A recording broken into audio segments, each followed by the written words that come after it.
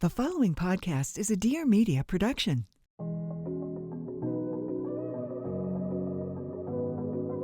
Hello, everyone. Welcome back to the Real Stuff podcast.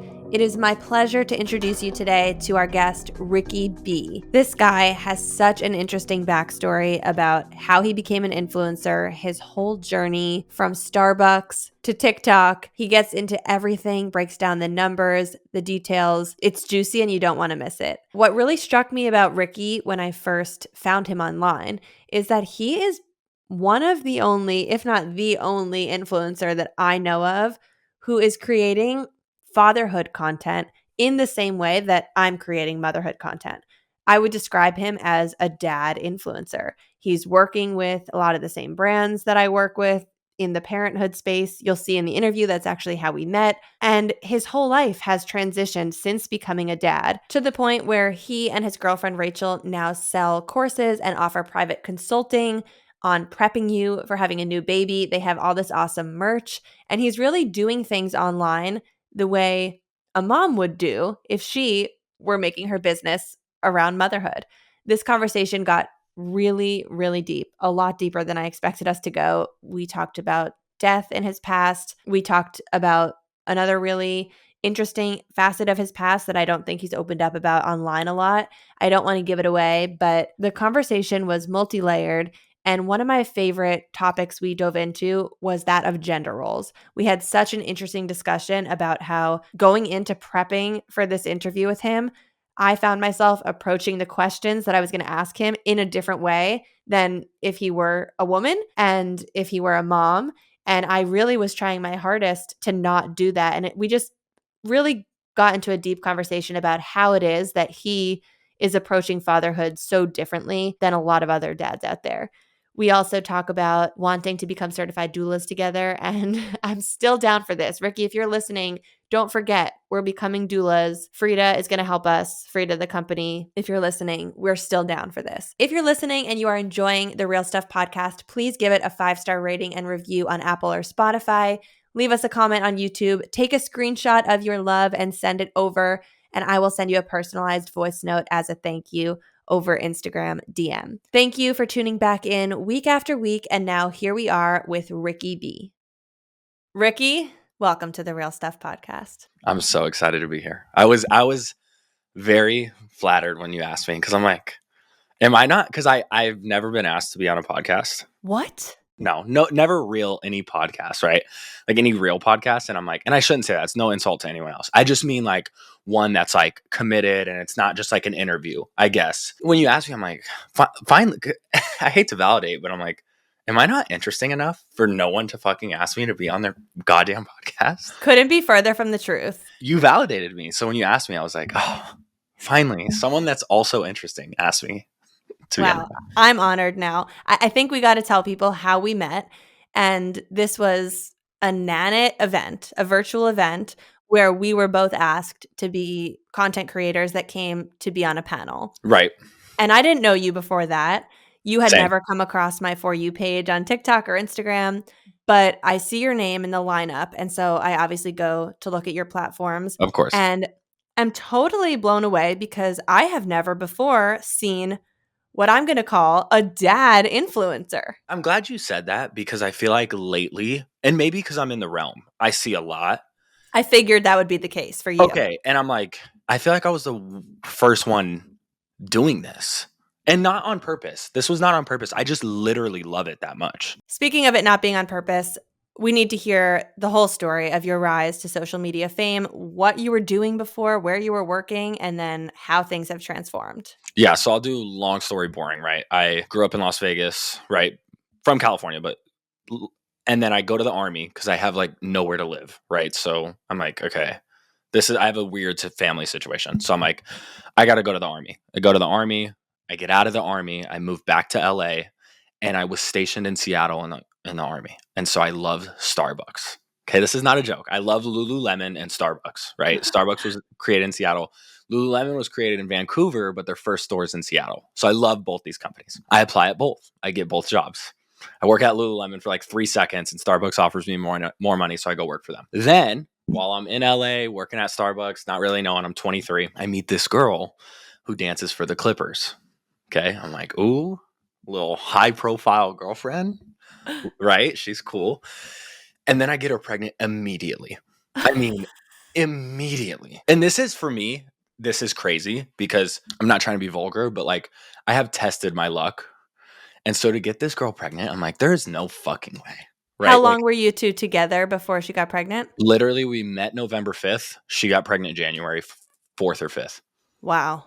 So literally immediately. And mind you, I meet this girl and I'm like, literally, you're my twin flame. Like, so we were like, okay, I think that's why we even entertained the idea of like, oh my God, but like we can actually have a baby, but gets pregnant immediately. And then boom, we're hit with fear mongering, right? So like I had a single mom, like I get it. I know it's not easy to have a kid. Like it was hard for me growing up, but just immediate fear mongering.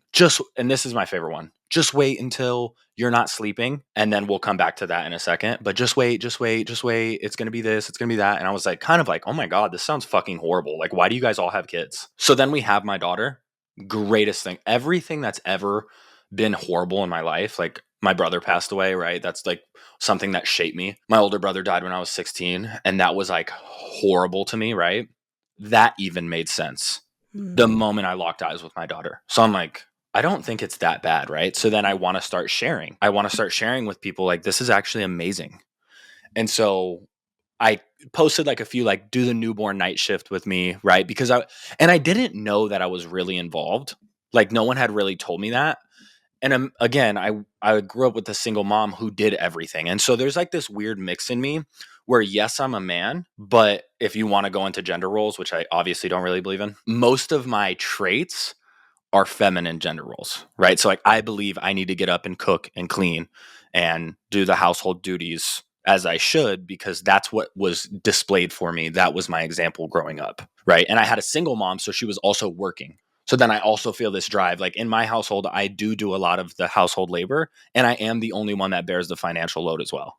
And so it's like this weird mix. And yeah, sometimes I experience burnout. Yeah, that's a different conversation. But I start posting. I'm like, I love this shit. So then I started obsessing over the swaddle because I'm like, I can do this very good. Like, and I made it my mission. And it's really hard to do. You got to get them in there tight. Yeah. And I just loved it. I'm like, okay. So I post a video of me swaddling, and I wake up in the middle of the night for the newborn night shift. This is like October 15th, and it had like 800,000 views. And I posted it at like 9:00 at night. And this original newborn swaddle video of me is so candid. And I'm like, I'm going to show you like literally a jackass. I'm like dumb as hell. And I'm like, no, I don't have a shirt on. I'm just, you're shirtless. I'm literally being myself to the core. And I wake up and it has like 800,000 views. And I'm like, what? Like, I'm so confused. And then I wake up again and it's at like 2 million. And I'm like, what?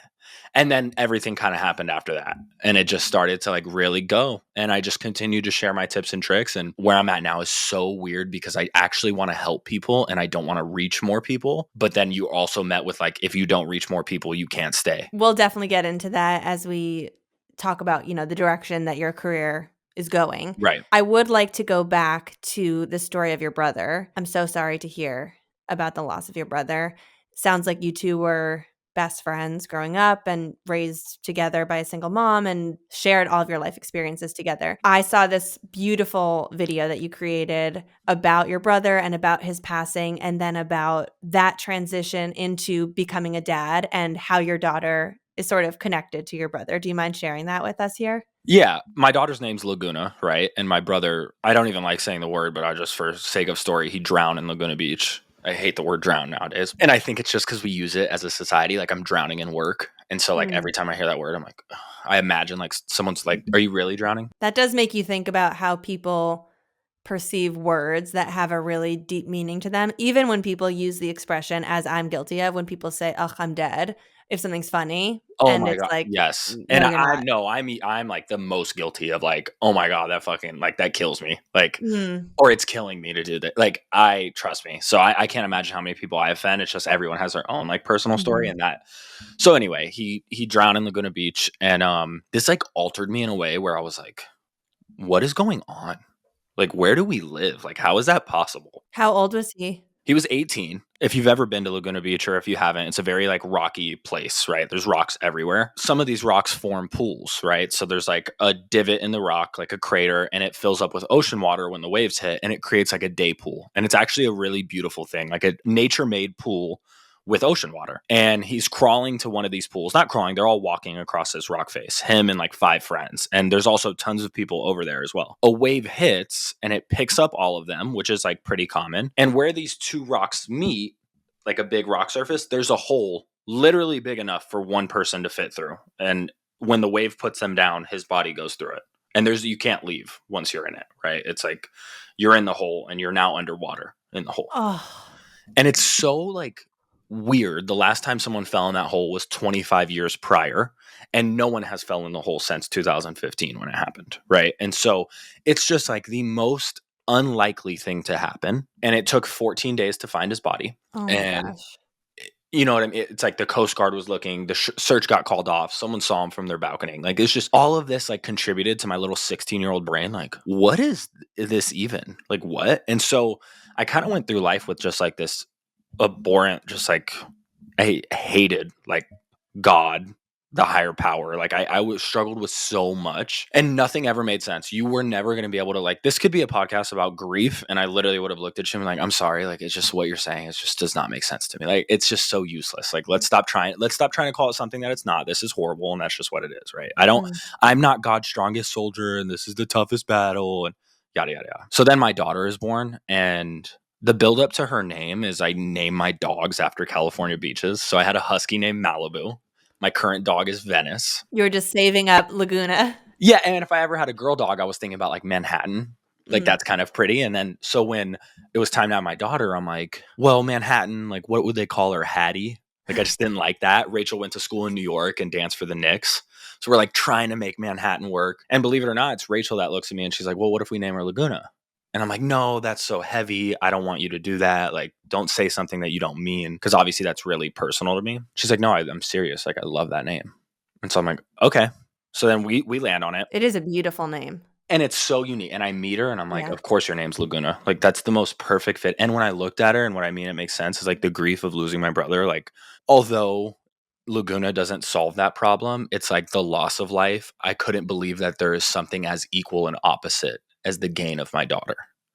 That doesn't make like, I could not believe, because when I lost my brother, you could never tell me there was something as equal and opposite to that, unless you were going to literally give me my brother back. So unless you found a way to go get my brother's body and make it alive again, you were never going to be able to explain to me why that made sense. And then I meet my daughter and I'm like, oh my God. So beautiful. And, you know, seeing how fatherhood has changed you, and just seeing how you embraced fatherhood from the start, especially as someone who was entering into it in this unique situation with a girlfriend who you got pregnant after knowing for a couple months. Yes. It must have just felt to you like this was my destiny. So someone said to me when I worked at Starbucks, this guy, he's like, I really want you guys to go home and search for your life's purpose. I was a store manager at Starbucks. So like they did talk to us about culture and leadership and work on your life's purpose. And he said, I'm sure some of you guys are like laughing in your head thinking your life's purpose, or like, oh, his life purpose must be making coffee, right? He was a district manager. He's like, actually, it's not. And I'm sure I sound like a fool sometimes, but I figured out my life purpose was to help people. And so when I come to work, it's not that I work at Starbucks, it's that I am helping people, no matter what the conduit or the facet at which I help someone is. And it kind of stuck with me. I'm like, shit,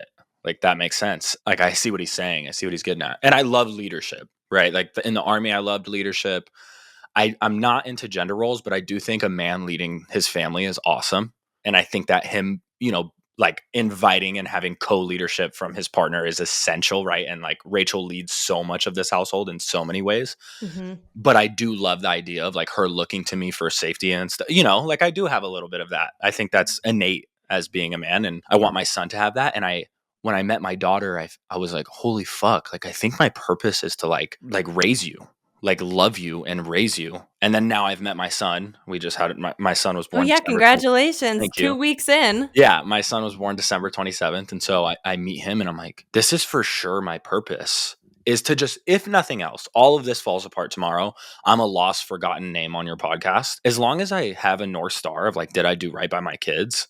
I don't care. Like that is what guides me. And so I think I share that. And that's what's like got it on social media. But like I have never done anything for social media. And like my biggest like argument to this is like probably the most viral video is me like throwing my daughter like up in the air and having fun with her. Don't you think I would just be doing that shit all the time? Like it got like I got 20 million views on the last one I did. Don't you think I would just go do it again? But I don't.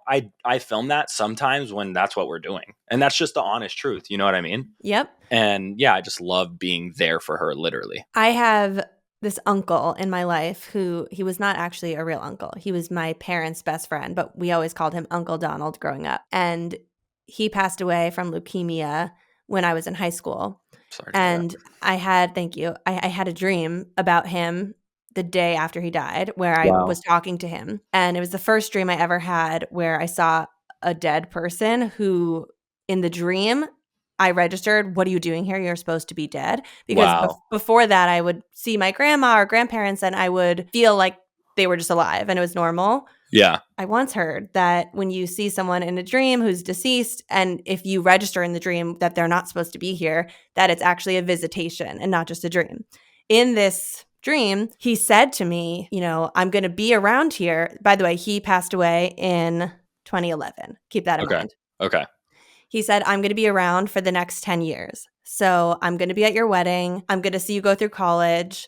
And then after 10 years, I'll be moving on. And I woke up, I relayed this message to his wife and my family and just remembered it. Yeah. I ended up marrying my high school sweetheart. So we got married in 2019. So we got married within that 10-year window. Yeah. And then every year on his birthday, which was March 21st, something good happened to me and my siblings. We were always given some sort of gift on his birthday. Wow. And on his birthday, which was March 21st, 2021, which was the exact 10 years, I woke up, I was trying to get pregnant, and I woke up to the positive ovulation, not the pregnancy test, but to the positive ovulation that I was ovulating. Wow. And got pregnant with my first son in that cycle. Oh my God. And from the day my son Milo was born, by the way, we went to the hospital to deliver him. And on our way up in the elevator, the man from the hospital guiding us up had a sticker that said Donald. And I was like, you are a gift from Uncle Donald. Like you were literally, the egg was pushed out into my fallopian tubes by Uncle Donald. By him, yeah. Now, as Milo's getting older, I find myself, I try to look at him and ask him things to see if he actually has some sort of Uncle Donald in him. Maybe he knows things that only Uncle Donald would know. Right. Yeah, I've heard this. Like, I remember him. And They're like, how could you remember him? Right. So one time when he was really little, I looked at him and I said, Milo, where's Uncle Donald? It was in a phase where he was like starting to point to people he knew.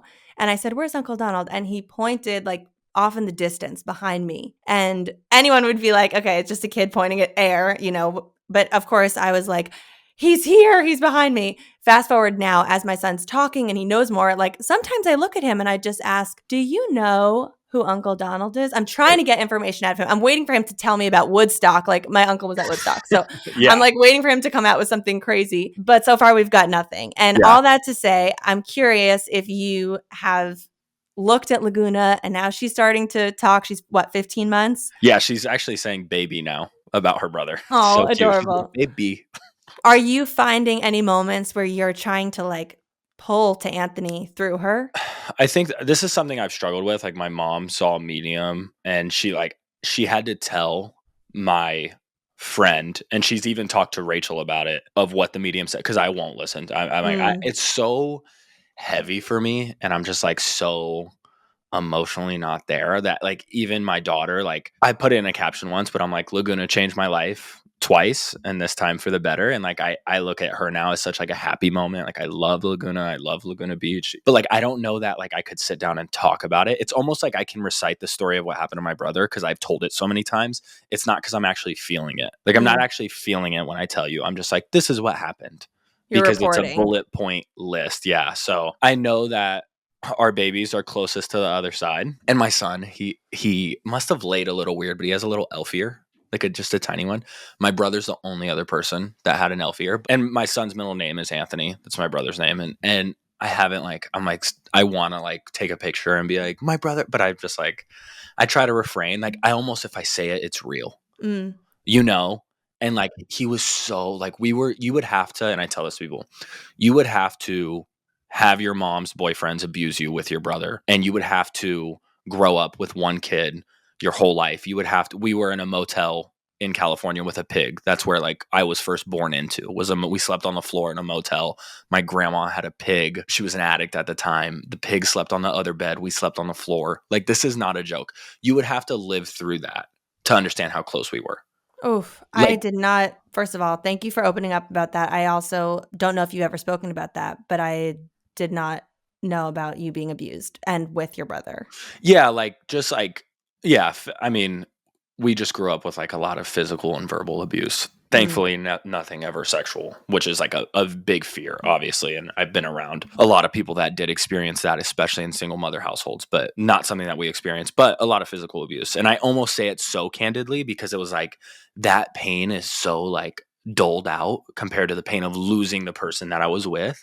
Like, I think if Anthony was still here, I would be like, I'd be like domestic violence and like on that train. But now I'm more just like grief, like I lost my Thunder buddy, Yeah. you know? And so it's so hard for me to like even believe that's real, you know, because we were just so tight.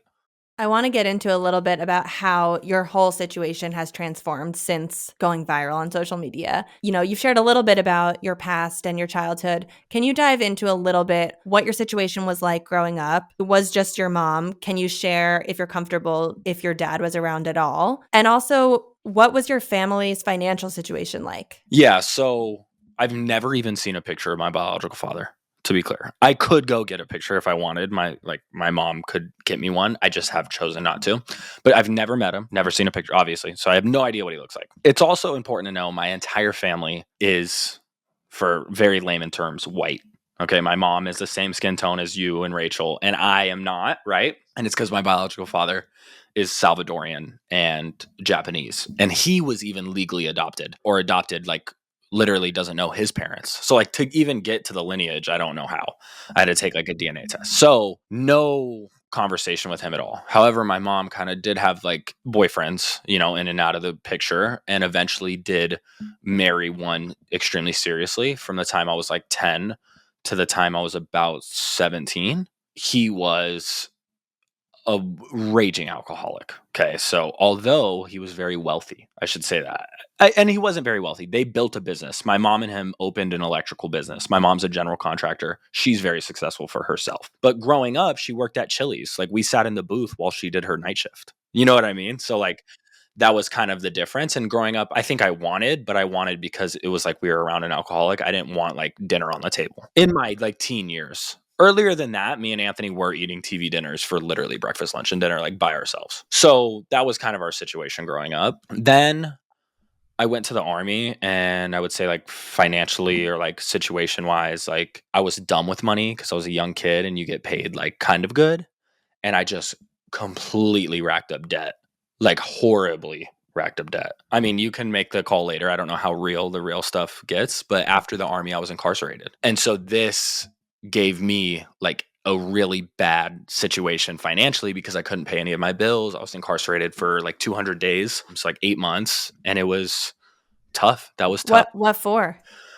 Larceny, conspiracy to commit robbery on federal property, and housing stolen property at my house, which was, I did it. All true. Yeah, I was involved with a group of people that was doing it, and it's a big regret of mine, and I've done my time, and I've paid my price. And I'm the type of person now, it's like, and who's, no one is obligated to believe me, but like if I was at your house, Lucie, and you lent me a pen and I drove home 3 hours away, I would drive back 3 hours to you to give you your pen back. Like, because I made a vow when I was in there, like I will never take again.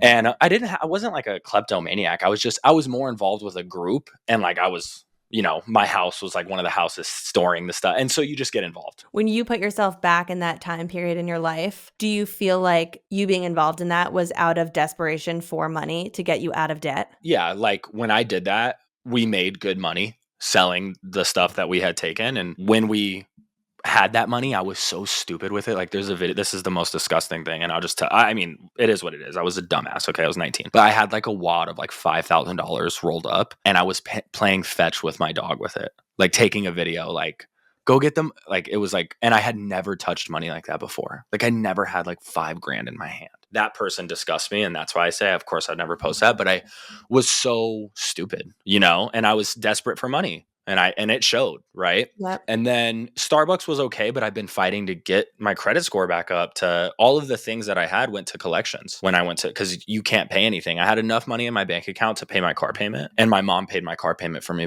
so it didn't get repoed. That was like the one thing I asked, like, can I just keep my car? But everything else, collections. So when you go to Starbucks, what was the salary as a store manager? So I started out as an assistant store manager, and they started me at $53,000 a year. The raises were like few and far between. You bonus, so I probably got 60 grand total, but California taxes is 40% of bonuses. Crazy. That's absurd. That is literally insanity. Like taking half of someone's bonus, which obviously it's a bonus they need because the pay. Anyway, then I got promoted to store manager after a year because I love leadership and I'm pretty good at it and talking and stuff. And they raised me that was nice because they gave me 75,000. So after bonuses, I could make around 90 because you bonus higher as a store manager. As you're working at Starbucks, this is when you and Rachel get pregnant and you have Laguna. Yes. So I don't leave Starbucks until maybe Laguna's like 6 months. Tell us about the transition of you working at Starbucks and you starting to post some of this content online and it's getting attention. And now there are brands popping into your inbox and they want to work with you. Talk us through the psychology of starting to hear from brands, and if you're comfortable sharing the first brand that offered to pay you and how much they paid you to work with them. Yeah, I almost feel I'm like disingenuous. I'm like, why don't I remember the exact first brand? But I think the very first brand that was like, that reached out and was sweet to me was Frida Baby. And I still have a very good relationship with them. It's a great brand. I love them. They're all so nice. And I think they loved how candid I was because their social media is the same. Shout out to Frida. But they didn't pay me. They just gave me a lot of shit and asked me for videos. But the first brand to pay me was Ergo Baby for their bouncer, which I already had and already liked. It's a great bouncer. Yes. And they gave me $800. Now, very early, shout out to my management company, Madrid. I don't know how these ladies, Maggie and Liz, and they're bigger than that, but I only work with Maggie and Liz. I don't know what in their right mind said, I'm going to go hit up this kid, because I had like 6,000 followers on Instagram and maybe 50,000 on TikTok, which like 50,000 literally came from the fucking swaddle video. Like, let's be honest. You go viral on TikTok, everyone just follows. They hit me up and they're like, this is December of 2022. So my daughter's already born. I've made no money. I didn't even get paid by the Ergo Baby yet because it was like net 120 and I didn't negotiate, right? And so I haven't made any money from social media except maybe like the creator fund. I don't even think the creator fund yet. And so my psychology around it is like, people's lives change sometimes. Like my friends are texting me like, bro, you're viral. Like, I'm like, what's going to happen? You know, like what's going to happen? Is this cool? But they hit me up and they are like, we want to manage you. Like, we see something in you. Like, I'm like nervous because you don't know who to trust when this shit happens. You know what I mean? I don't know how I got lucky, but I bit on Madrid. And between December and March, which is our 90-day trial period, we make $6,000, but they take a cut. Yep. Right? Not really a lot of money. $6,000 is not really a lot of money. Not living in LA with a kid. Rachel doesn't work anymore. And you're still at Starbucks. Still at Starbucks. But like, I don't want to still be at Starbucks. Right. I want to do this shit, right? What's always been a little crazy to me is like, we made $6,000, but honestly, and like, I love all creators, but my engagement's pretty good. Right? Like, it is. It's pretty good. And so I'm like trying to tell them like, some people are getting these crazy brand deals. Why am I not involved? And I know I'm new to the game, but like, I'm a competitive soul. I'm like, I want to get in on that. And so we go to the meeting after our 90 days and I tell them like, I'm like, I don't think this is going to work. They weren't hitting me up the same way that I thought they would. Yada, yada. Maggie's like, Ricky, I'm so fucking sorry. Me and Liz wanted to see what it would be like if we dual managed someone. We chose to choose you. So like Liz would text me an update and then Maggie would text me 3 days later, a different update. And they're like, it didn't work. It was a horrible idea. Please give us another chance. Let's do a year-long contract. You can end in 6 months, yada, yada, yada. So I bid again. I don't know how to tell this lady Maggie no. And they have changed my life now. Like my life has absolutely changed. I love my fucking management. I love Maggie. I love Liz. And I've been able to quit Starbucks. So what was that trajectory like? When did you realize I'm out of here? We're doing this. It's working. So I wanted to leave LA because raising my daughter there just did not feel right. Our house sold for $1 million. My mom's house, and she had like a detached unit that me and Rachel lived in. 1.1 million this house sold for. On the corner of the street, there was a Tommy's with a homeless encampment. Nothing against unhoused people, again, but it just did not match up. Like, why is $1 million home? I can't take my daughter on a walk. My dog was stole from my porch. I had a Frenchie. Someone came and took my Frenchie. We got her back. Oh gosh. A PI, a private investigator, got her back. Like this. Oh my Anyway, gosh. yeah. So I'm like, okay, we got to get out of here. So we moved to Arizona in March. When I move here, Starbucks cuts my pay because we live in a lower area. Like it's not as expensive to live here. Cut my pay $12,000. So you moved to a different Starbucks. Yeah, in Arizona. Okay. So like I moved to Arizona. I'm like, hey, I want to go work at Starbucks still. They're like, we have a store for you. You're going to bonus really high. Your bonuses will be minimum 20 grand a year, not including what we take from taxes. So I'll probably see like 12. But they cut my pay 12 grand, my base pay. So I'm making less there as a store manager than I was as an assistant manager in California. So I just don't go back. So I'm supposed to return from work April 15th, return to work April 15th. And I just called him and said, no, I'm like, I'm not going to come back. Thank you so much. And I knew I've read enough self-help, Jen Sincero, you're a badass at making money books to know Great if book. I'm going to jump, I got to jump. And so I'm like, I'm going to make the money's going to come. Believe that the money will come. And it did. The money started coming. What was the first brand deal you got when you said, this is in line with my engagement and my following and who I see myself as? Who I see myself as was Heart Tools. And I built a sandbox for Laguna. And they just wanted me to use their tools, and it was for $10,000 for one piece of content. One piece of content, a 1 minute long TikTok. That is life changing. I said I might actually pay off my debt. Collections was like 60 grand. Today I have $3,000 in collections. Congratulations. So, thank you. I've been very aggressively paying this off while also having 2 kids, and Rachel's back in school. So like we pay for that too. You know what I mean? And I just couldn't believe it. I'm like, that's what I see myself as is a $10,000 deal. So since moving to Arizona and now being committed and being full-time content creator, how much have you made? So we just went over this recently, and this is for your viewers because you know this. This does not include the amount of money that my management takes, which if people want to do the math, my management takes 20 to 25%, depending. Okay. This is a variable situation. Also, we have taxes, so people need to understand that as well. But I have made on social media, just contracts, $123,000.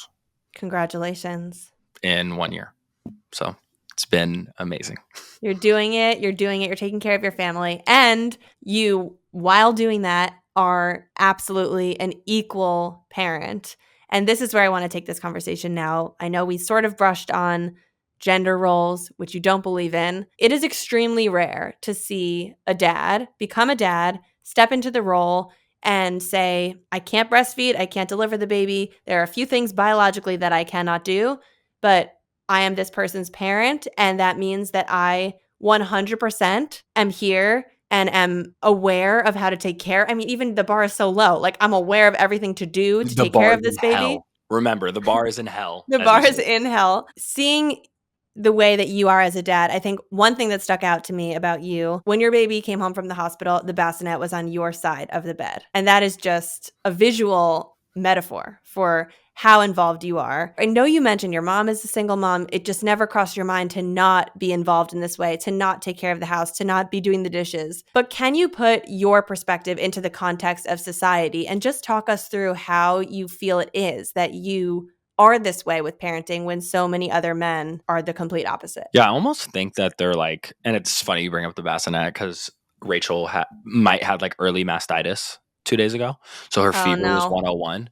And I was like, yes, because she didn't let me put the bassinet on my side of the bed this time because she thinks that's why me and Laguna are like inseparable. But she's like, I'm going to get one, mama's boy. Yes. And so I got to move it because I was like, oh, I got Bear tonight. And so it's on my side right now. And she hasn't made me move it back, but she's probably gonna. But anyway, the point is I almost think that not having the example of a father and just like really shitty examples of like male figures up until I got in the army, which has nothing to do with fatherhood and just like with soldiers, because I had good male leadership there. But I think that the example not being there was almost a benefit because I didn't have some like man telling me like pish posh, like you don't need to change a fucking diaper. Like, you got to teach that boy how to lift weights. You know what I mean? And like, because because I didn't have someone being an absolute fucking clown in front of me, I didn't think like I could act like because I think a lot of like what society is and what you bring up is men just acting like other men, right? Because men, let's be honest, idolize other men, right? And that's the truth. Like when you see a man that's like, oh, you like his big muscles, It's because like he wants big muscles, right? And so because of, and I don't know, maybe he doesn't, but what I mean is like when there's insults in there, it's like they're insecurities, right? By the way, it's the same with women. I have just noticed that women though are so, I guess because naturally sometimes you guys are more docile. And again, I'm not trying to like gender roll it. I just mean like the women in my life have, that's what I should say. The women in my life have been really docile that even if they did envy something, I don't think that they relied on like insulting them publicly. Where I think men insult publicly a lot. I have to disagree. Real? Okay, yeah. I mean, thankfully, I've been around good women, maybe. With women, it's a lot of backhanded nastiness. And, Right. it's kind of a thing growing up in school. Everyone knows girls are like bitchy and bratty and catty and whatever. Catty. And, I've heard that word. Just the first thing that's coming to mind for me with women is especially around body image. And a lot of people after having a baby feel like insecure about their body and don't like the way they look. And if they see someone else who maybe looks a way they want to look, Yeah. I could hear in my head women look. Okay, actually, we're taking babies out of this. I feel like I can hear a narrative in my head of women who are just insecure about their own body type or how they look or how they feel in their body. And they see a person who looks the way they want their body to look. And instead of being able to say, that's something I aspire towards or I would like to achieve that for myself, they instead have to make it negative. She's gotten too thin. Oh, wow. She looks awful. Her head doesn't fit on her body anymore. Or they just turn it into negative things when really it's actually a way of expressing their own insecurity. I think it's a men and women thing, but it is interesting for me to hear you saying it from men because I don't hear that often. It's not something that women think men are thinking. Right. And maybe it's literally that is that like in a circle of women, they're not spending their time talking to me about whose head fits on whose body. Right. Like that's, I'm not invited to the conversation. So in my head, I'm oblivious. Right. It's like what you don't know, ignorance. And with men though, I do see like all of this insecurity. And so I think that men grow up looking up to these older men and they're like, I don't have to do that. Like, I want to be like so-and-so. I'm going to teach my son how to throw a fucking baseball. And it's like, you can do both. That's my first argument, right? Like you can do both. But then my second argument is like, what value do you think that you're gaining or giving on either side of the aisle that comes from not being involved in literally 90% of the tasks and then just picking like 10% of like dumb shit to be like, oh, I'll teach him. Right. And like, I almost think that like me throwing Laguna in the air and her laughing, that is like the dad that's like, he's the fun dad. Like that's all he does with me. How would I be gaining anything by doing that with Laguna and not ever changing her diaper? You know what I mean? Like Rachel's like, yo, do you know Laguna's social? Because it's like saved on my phone. I have it in my file doc. And you know what I mean? Like I kind of assume the role of that because it's like, that's my, what am I supposed to do? That's literally my human that I made. Right. And so this is where it's so hard for me because I talk to certain people and they're like, tell me about like how you're like changing gender norm. And I'm like, bro, it's my fucking kid. What else am I supposed to do? Like, I do see the massive amount of fucking clown dads. And morely, I see the women comment on my videos, oh my God, my baby daddy or my husband hasn't changed a diaper ever, not once, not even when I had a C-section. I'm like, what is going on? There's like a societal problem, obviously, because I don't know how you look at something that you made that is literally innocent and needs care. Let's be honest. You see a baby, you know they need. That's like the one thing a baby does is need. Yes. And you just think, I don't have Someone else has got that. I don't have to fulfill the need. That's insane. And it seems like you are taking on a lot of roles here because not only are you stepping fully into fatherhood and being a complete equal parent with your kids, but as you mentioned, you're the sole earner of your household. So you're also working, I assume, somewhat full time. And on top of that, you are, especially in postpartum, being a great caretaker to your girlfriend. Just so people who don't follow you kind of get a sense of what I'm talking about here. One of your most popular videos is you walking people through how to care for your partner if she gets mastitis. Right. Yeah. And literally showing people how to squeeze, as you demonstrate, how to squeeze the boob and suck the breast yourself to suck out a clogged duct. Which is effective. And people think like, oh, that's for views. Like, no, that's really effective. The pediatrician told me to do that.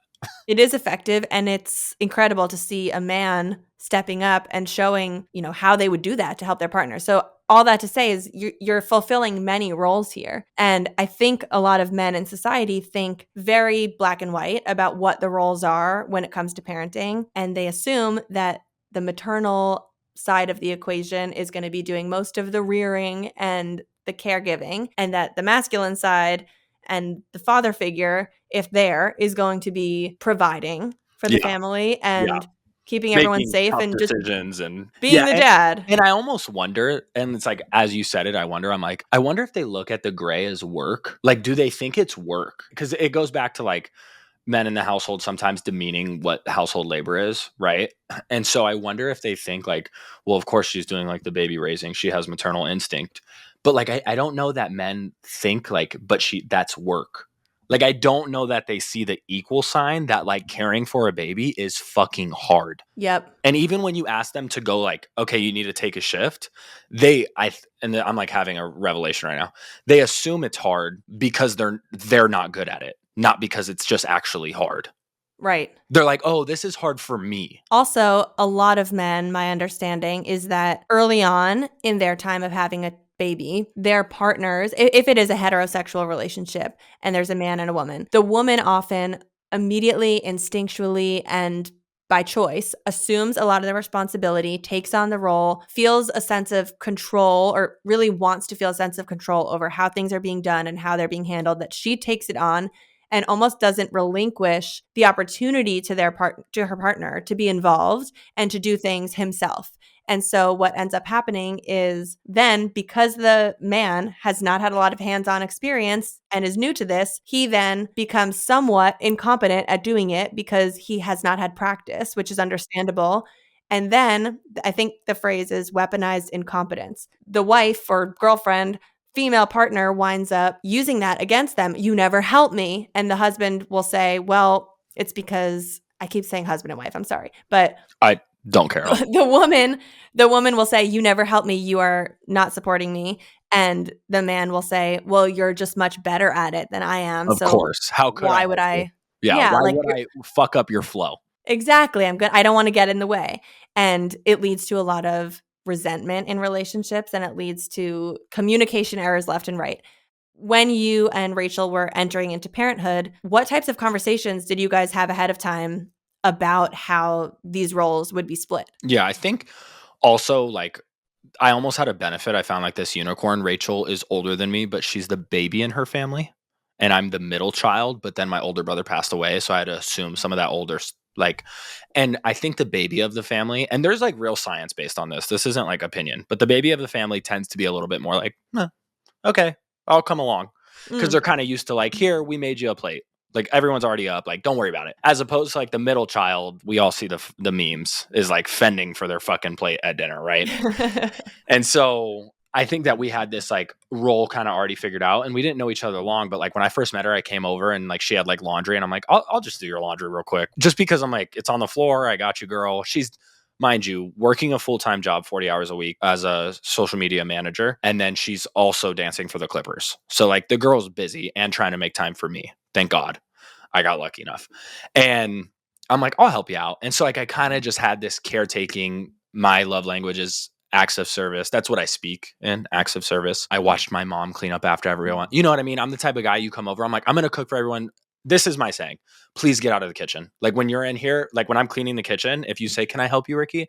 I'm like, honestly, you're going to make it worse. You're getting in my way. Yeah, just let me finish. You're going to weaponize incompetence against me in the kitchen. I'm going to let you do it I'm like, Lucie, I love you, but if your arms are in here, just please, you got to go. Get the fuck out. Get the fuck out. And so I think when we're about gearing up to have this baby, Rachel's like probably not feeling like, oh, fuck, like I got to take care of this dumbass and this dumbass's baby. Like she's probably feeling a little bit like, shit, this is awesome.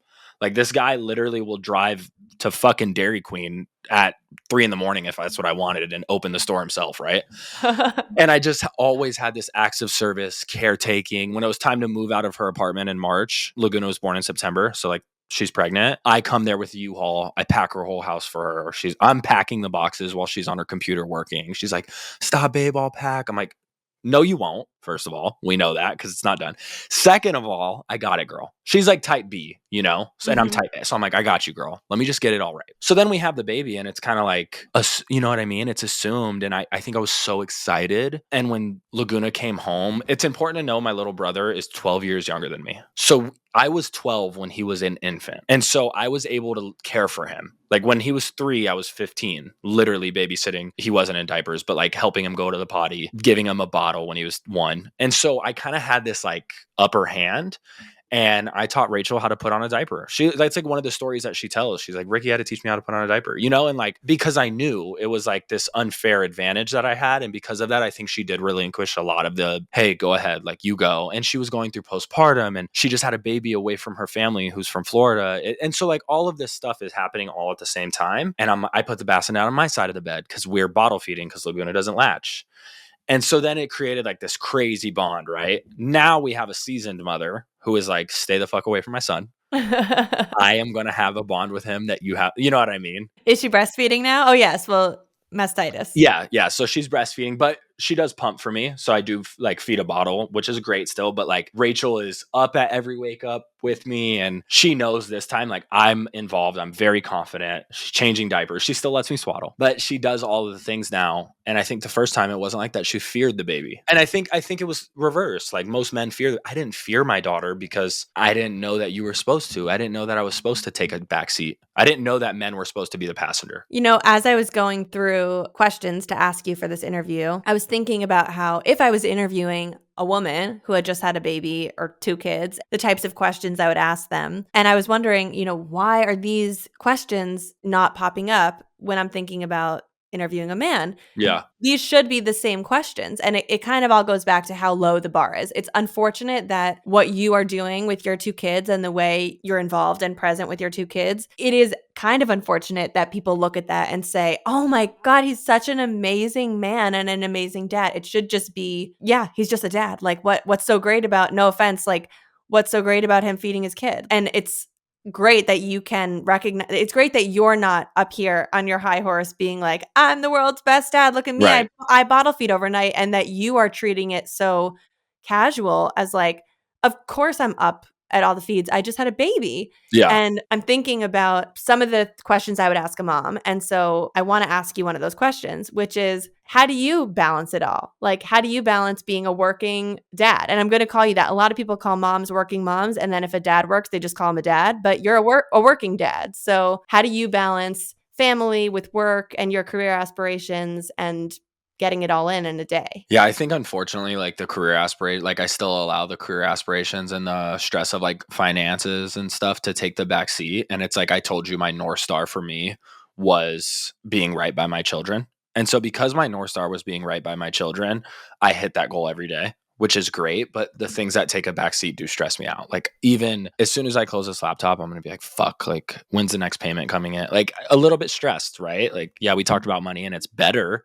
but it's still stressful. It's a tough economy. And so balancing it all for me just comes down to like, all right, do right by your children. So if Laguna's hungry, don't give her a fucking puff. I give my daughter puffs, by the way, to all the parents. I'm just saying if she's hungry, go make her a sandwich. Like try to feed her nutritious food.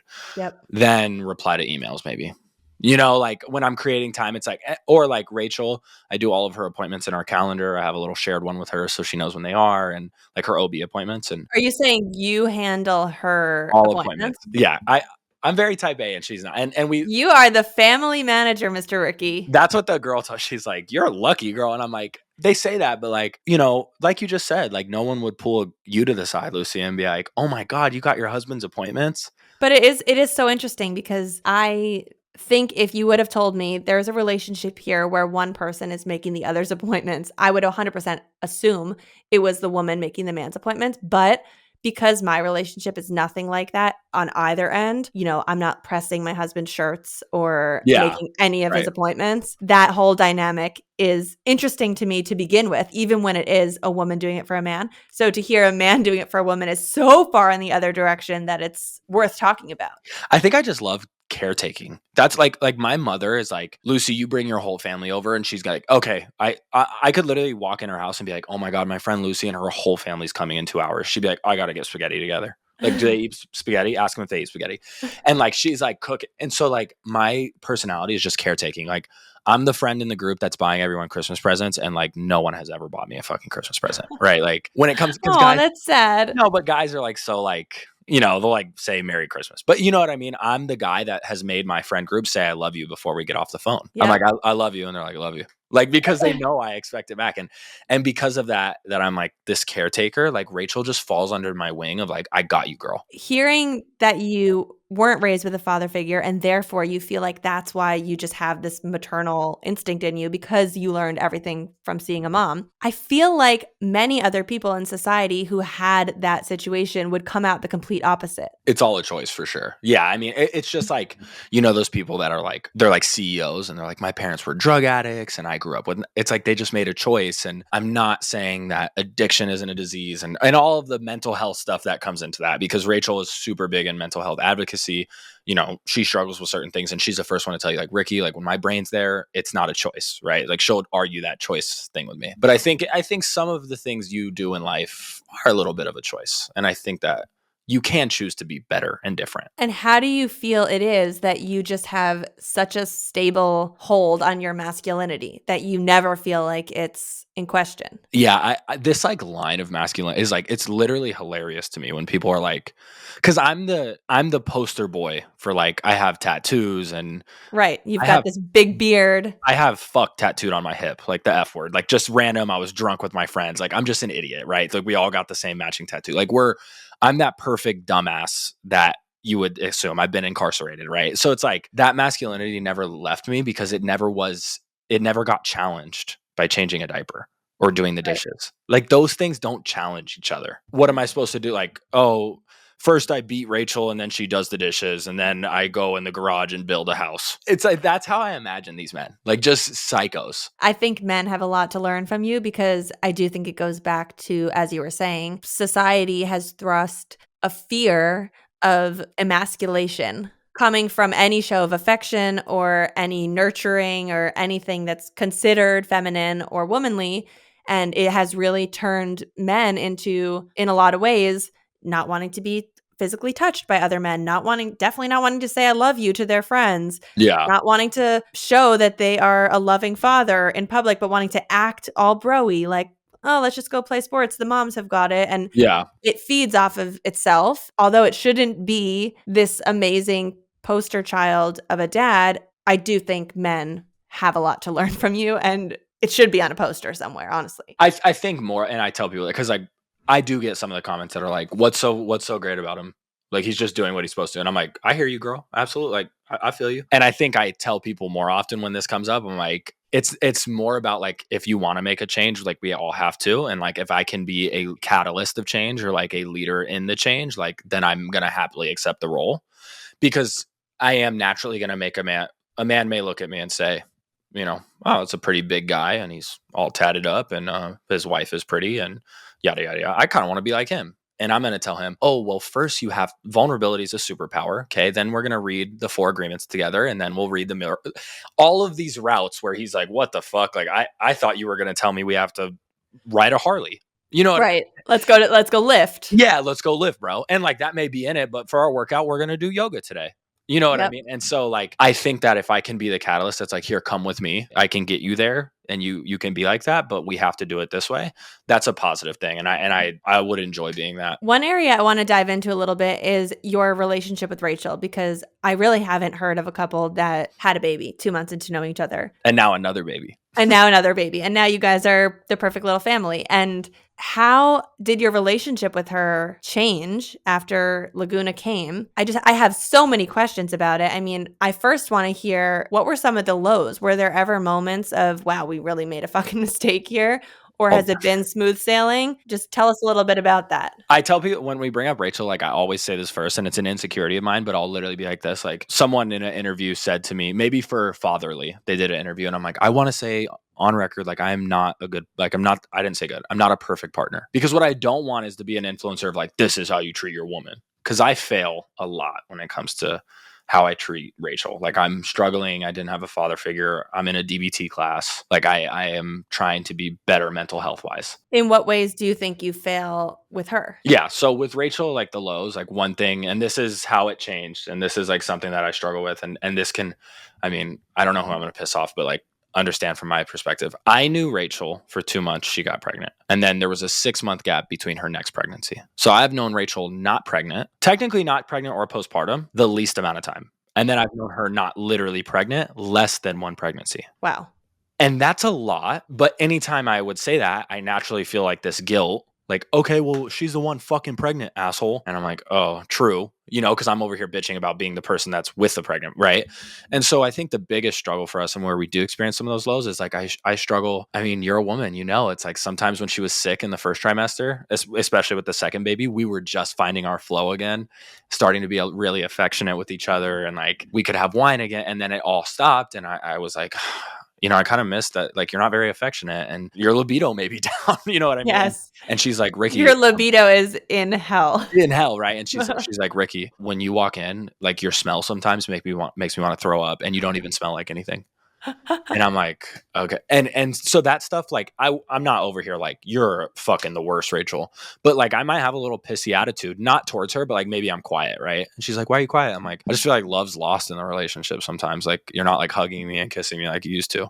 She's like, Ricky, I'm going to fucking throw up when I'm just standing. Like, I feel like my stomach is being twisted in a million pieces. And Rachel's one of the women that has a tough pregnancy. Like, she's not going to tell you through her pregnancy, like, I feel great. She doesn't feel that way. And so those have been some of the lows. And I try to tell people, like, it's hard. She even will be like, Ricky, I hate when you bring up that you haven't known me not pregnant a lot, because you know me in my most vulnerable time, which was being pregnant, giving birth. I'm like, no, I know. I just like some of your spunk that you have when you're feeling good isn't there. Mm-hmm. And then she's like, oh, and that's an insult, she's like, I'm trying my best. Yeah. And so, but it's hard balancing all of that. And that's been some of the lows. I want to go into this, but I also want to respect Rachel's privacy, because I know she's not very public on social media herself. But having a romantic partner where you guys are sexually active with each other and then it turns into a baby.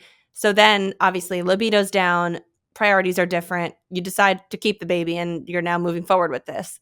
And then getting pregnant again 6 months later. There's not a lot of time to let your sexual relationship flourish with each other. And so much of your relationship has had a baby involved. And as you're telling us, sleeping in the bassinet next to you. Can you just share a little bit about the sex life journey of going from we're banging, we're just hooking up, now we have a baby, and now we have another baby. And we're also trying to see if we're still sexually compatible. Yeah. And I think that, like, sexually compatibility wise, I'll say this, like, I'm so overly attracted to Rachel. Like, it's unbelievable. Like, I even now, like, we have to wait, obviously, like 6 weeks. I'm fucking, my skin is burning. I'm like, oh my God, like, I'm tired of waiting. And so, like, and it's been like 2 weeks. And that's a compliment to her, like how just attracted to her I am. She is a beautiful, beautiful woman. Yeah. And it has not like faltered at all through any stage. Like her 3rd trimester, I was like, I will lick your skin. Like, I want to wear your body. Like it's always been good on that end. And I think that the one caveat to that is Rachel's physical touch is like, that's not a big love language for her.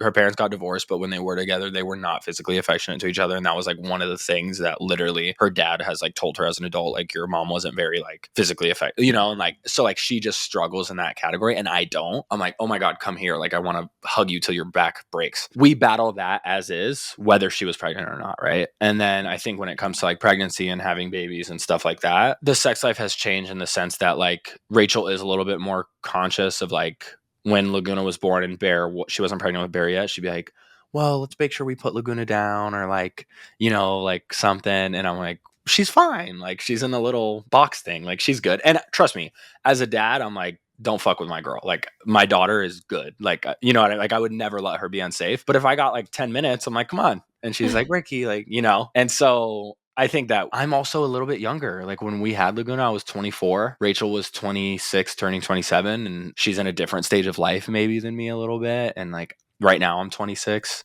And I'm like, I still have like that kind of energy and that desire to be like, we should like go in the car and fuck if they're in the house. Like, you know what I mean? Like, okay, if it bothers you in the house, we'll just go in the front. I'm kind of like that sometimes. And I think that Rachel's more like practical, like, okay, let's just put him down for a nap, or like tonight when we go to bed. But then tonight when we go to bed, hopefully you're not tired. Like you battle all that stuff. And so it can be tough. It's also so interesting to hear of a couple who now has this family, and now it's almost like it's so complicated to determine at what stage of a relationship you two are at with each other. Because on the one hand, it's like you're still dating each other Yes. and you're still learning each other, and kind of kids aside, you two as a unit are deciding if you want to be together as a couple. But then you cannot extract from that the fact that you actually already have 2 kids. So Like you're the going to see me decision, forever anyway. I don't know. I'm curious how you guys view the decision on if you two want to get married and be together long term. Are you viewing it like us having kids is not even a part of that question, because either we'll co-parent, or if we aren't in love with each other anymore, we still will both be equal parents to these kids, and then we can go off and get our own relationships with who we want to spend our lives with? Or are you feeling like it's obviously headed in that direction because we just started a family and we're going to make it work no matter what? Right. Yeah. I think that we're at like the consensus, like we're together forever. And Rachel's big on saying like, Ricky, even if we didn't have kids, that's how I already felt about you. Like the kid didn't, like, I was head over heels for you. That's why I kept the baby type shit. You know what I mean? Like the reason why we even kept this baby is because I trusted. Like I met you after 2 months. All of her friends, all of her family was like, okay, maybe not. I don't know if you should have a baby with him. Right. Like, you said he was incarcerated. Like what? But she's like, I knew like I was in love with you. But I think that the lack of marriage in us right now and is like I'm not on the other side of the aisle in the sense of like I love her. Of course I love her. I want to be with her. I'm on the other side of the aisle in the sense like we are still dating each other. And this is when she's like, Ricky, I hate when you say that, but I'm like, I don't know you not pregnant that well. I don't know like what you're into, who you are.